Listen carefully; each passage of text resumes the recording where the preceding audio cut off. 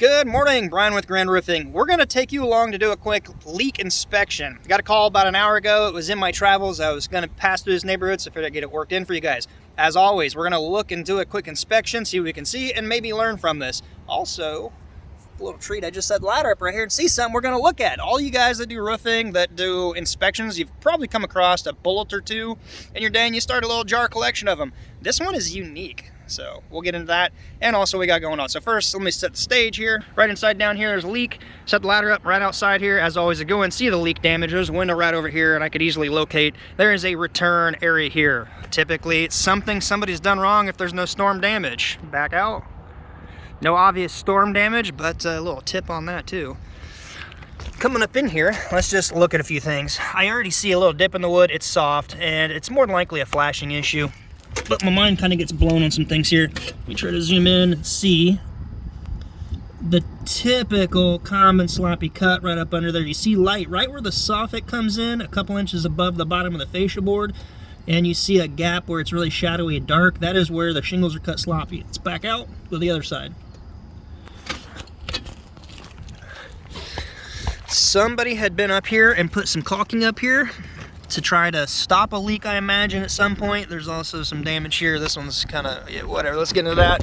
Kind of in the order I found this, there's a soft spot right here, and it's hard up here. So the decking is rotted right here. Point of entrance is somewhere in this area. It's now gotten so rotten, it's actually sinking down, broke the caulking. I wanted to see if there's flashing. I don't see any flashing in there. I imagine where the shingle goes up and is cut crooked like a little L shape like this and wedges under is somewhere right in this general area. There's no flashing on the face, no flashing in the back, water running down, getting into it. Something else, I just looked because I don't see apron. I wanted to look right up under here. Look at that mind-blowing stuff. You got OSB, no metal. Their starters run flush with the OSB. Fascia board is hanging out and this shingle is just overlapping that. That's a pretty bad tactic, pretty bad quality. Somebody didn't care, didn't spend the money for the apron. The roof is a little older, it is a little oxidized and dried out a little bit, so we're gonna keep our eye out for some hail damage on this too. And it's not just right there. If you try to look up under, it's under every one of these. So I imagine every width of a shingle on the bottoms, more likely around the entire property, is got some water soaking up in the bottom of the decking. This needs to be cut out and repaired. Or you could just use a tuba roofing, 1350, good to go. No, that's not really a good fix. We're just gonna look at a couple other things. So yeah, that bullet here, check this out before I forget. Most of the time I see a bullet embedded in the roof like somebody shot it up for the New Year's or something. This one is not.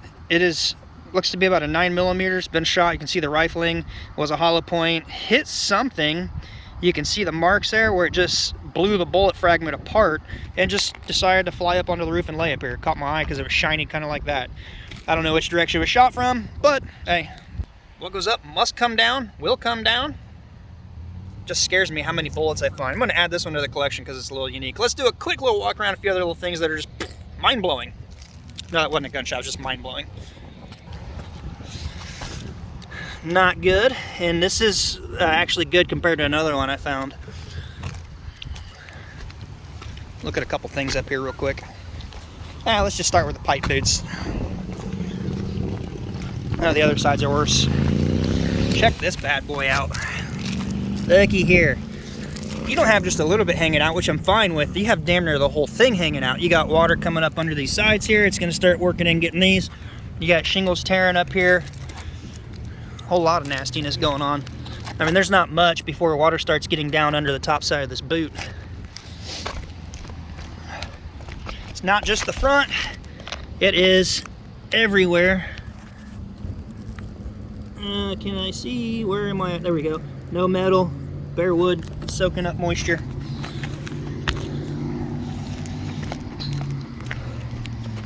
This is like a builder issue. It's like, boop, slide it over, but let's just carefully lean out over here. If I can do it without dropping my phone. Look at that. You got wood, I don't know, there's like a stucco, some sort of little trim, no edge metal, and you got wood right up under the edge here. Let me try to use my zoom here. You can see it, it's all exposed going up that gable. Not good.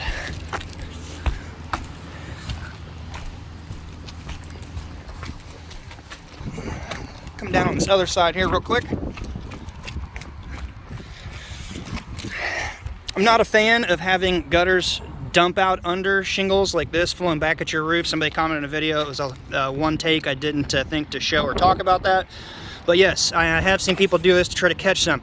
Biggest thing is the amount of clearance, because over time it's going to rust, or not rust, rest and sink down into your shingles. And on a hot summer day, all throughout the summer, they start cutting into the shingle. So if that's not leaking now, it's not far off before it does. It looks like they at least have a flashing in this one. Also, if you're going to have a gutter dump out, it's better to have a kick out come down, not sideways, because when you get two shingles coming together, it could easily go in those, or if you're closer to a wall flashing. That looks a little funky. This is tight. I can't get my head under there. And, yep, again, starter right down to the bottom of the OSB. Fascia board out from there, and let's call it good.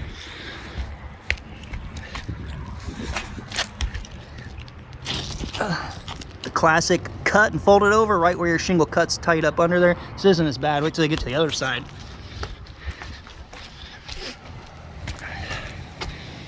Woo! That's not good. That's going to be an invitation just to suck water in. But hey, it's ski jumping. It clears it. I wonder what happened here. That's not good. Water's going to be running down into the fascia. But yeah, let's keep moving. We'll keep this a short, quick video.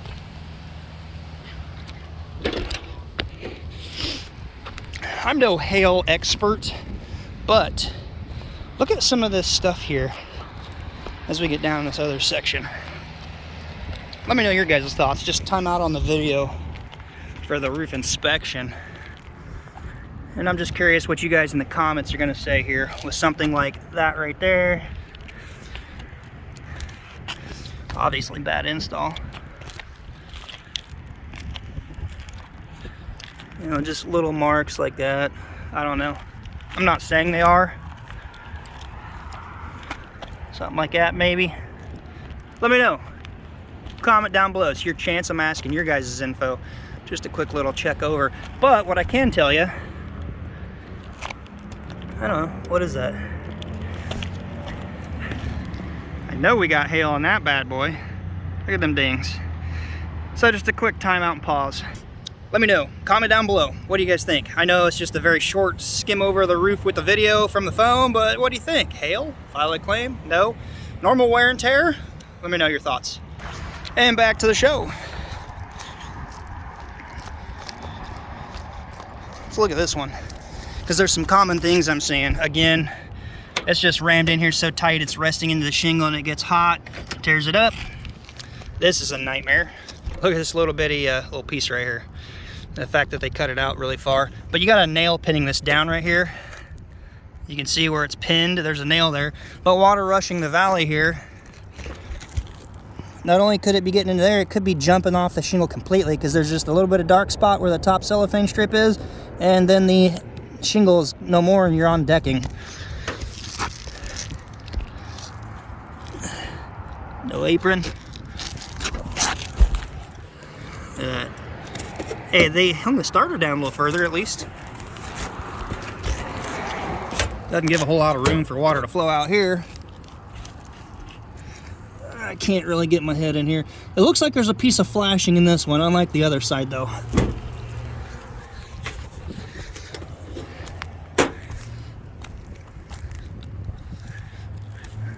It's getting into a little close range. The reason you want to keep these out a ways, one, you got nails in this area. It's getting pretty close to the valley, but you get water coming down, rushing this. There's another one I saw somewhere over there. I'll show you that one. It makes more sense. I can show you. Oh, right here. I can show you on this. Okay, so you got water coming down the valley right here. It goes under this because it's going to. See that water trail, that dirty trail? See where this shingle comes together, the keyway? Follow that up. Right here. Water coming down under this edge can easily get under there over time, and the slit that is up here is only covered by about that high from the shingle down here.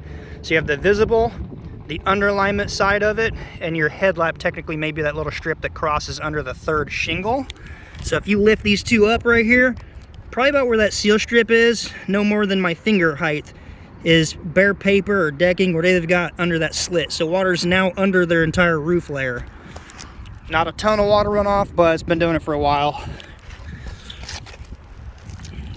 I think their thought for this is to catch the majority of the water running down, but I would do it differently than the weight of the gutter flowing this direction into it and cutting into the shingles. Probably put a diverter or a little catch pan, but not something with jagged edges just resting down into the roof. Ugh. Smacking my head trying to get in here. That's a sloppy cut, but they have a piece of flashing barely getting onto it. They got a good effort on that one. They back the zoom out. And again, all that OSB is going to be getting soaked, especially where these shingles come together. They're fragile. I don't want to try to get too much under there. Yeah, they do have some flashing. Now, how high up does it go? I don't know, but this here is not good.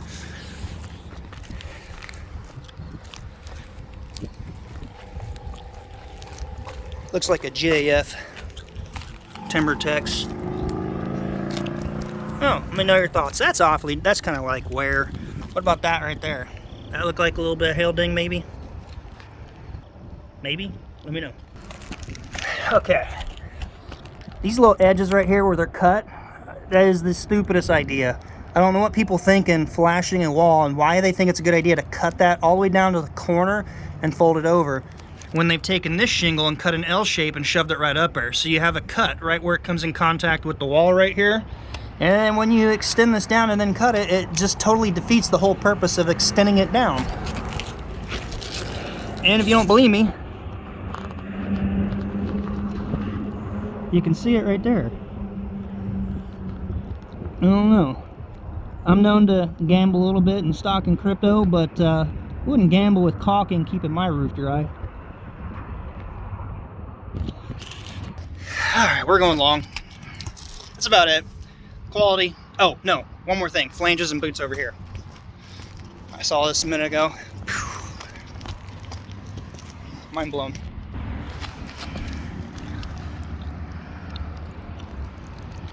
Man. Screws, trim nails, face nail. Let's barely tuck it under here. Look at that. You can't tell me that isn't soaking up a little bit of water. Same one. Oh, they actually just screwed through the shingles. It's okay. They use tar. They sandwich tar underneath it. It just dries out and gets brittle and cracks over time. It'll last a gazillion years. Sarcasm, I'm sorry. All right, I'm gonna enjoy this day. We got a lot going on. Got to finish up a roof today. If you could give it a thumbs up. It's the first chilly day of the season, 50 degrees. I love it. Hunting season's right around the corner. Until next time, be safe. Don't forget to drop a comment down below. Let me know your thoughts on the possible hail. And we'll see you on the next video. Appreciate you watching.